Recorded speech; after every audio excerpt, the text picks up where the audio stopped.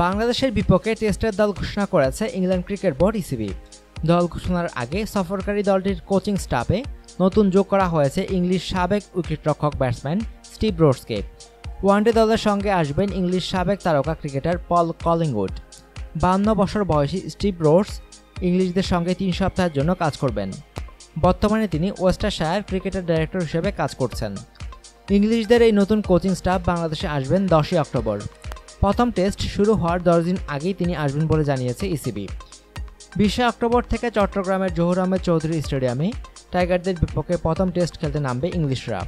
মিরপুরে দ্বিতীয় টেস্টটি অনুষ্ঠিত হবে 28 অক্টোবর। 2 নভেম্বর বাংলাদেশ থেকে স্টিভ রোডসকে দেশে ফেরার জন্য বলা হয়েছে। এরপর তিনি ওয়েস্টারশায়ারের শীতকালীন অনুশীলন প্রোগ্রাম পরিচালনা করবেন। বাংলাদেশ সফরের কোচিং স্টাফে যুক্ত হওয়ার খবরে স্টিভ রোডস জানান, জাতীয় দলের সঙ্গে কাজ করার সুযোগ পাওয়ায় ভালো লাগছে। যদিও সংক্ষিপ্ত সফরে বাংলাদেশে জাতীয় দলের সঙ্গে থাকতে হবে, তারপরও সিনিয়র ক্রিকেটারদের নিয়ে কাজ করার আলাদা গুরুত্ব আছে। আমি সেখানে নতুন কিছু শিখতে পারবো, যা আগামীর জন্য আমার কাজে লাগবে। তিনি আরও যোগ করেন, বাংলাদেশে আমি জাতীয় দলের বেশ কিছু বিশ্বসেরা ক্রিকেটারদের নিয়ে কাজ করব, যেখানে অন্যান্য কোচিং স্টাফরাও থাকবেন। দলকে যতটুকু সম্ভব সাহায্য করতে আমি প্রস্তুত। অন্যান্যরাও তাদের সাধ্যমতো চেষ্টা চালিয়ে যাবে। এদিকে সাবেক ইংলিশ ক্রিকেটার পল কলিংউডকে ইংল্যান্ড দলের কোচিং স্টাফে নিয়োগ দেওয়া হয়েছে।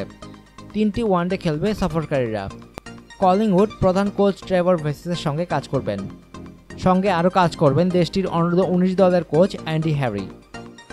অনুগ্রহপূর্বক সংবাদটি শেয়ার করুন এবং খেলাধুলার সর্বশেষ খবর জানতে স্পোর্টস লাইট সাবস্ক্রাইব করে রাখুন। ধন্যবাদ।